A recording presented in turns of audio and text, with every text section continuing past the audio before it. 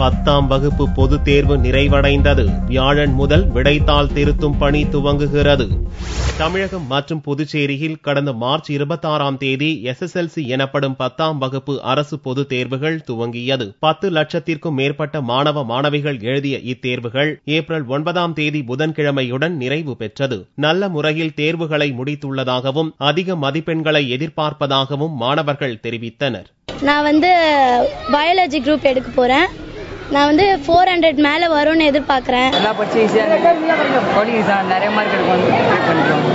வரும் மார்க் நிறைய மார்க் வரும். நாங்க எதிர்பார்த்த மாதிரி படிச்சலாம் நல்லா எழுதணும். நாங்க எதிர்பார்த்த மார்க் அதிகமாகவே நமக்கு வரும். மேத்ஸ் மட்டும் தான் கொஞ்சம் டஃப்பா இருந்துச்சு. மிச்சம் எல்லாமே ஈஸியா இருந்துச்சு. வியாழன் முதல் விடைத்தாள்கள் திருத்தும் பணி துவங்குகிறது. மே 9ஆம் தேதி +2 தேர்வு முடிவுகளும் மே 21ஆம் தேதி 10ஆம் வகுப்பு தேர்வு முடிவுகளும் வெளியிடப்படும் என்று அரசு தேர்வுகள் இயக்கம் ஏற்கனவே அறிவித்துள்ளது.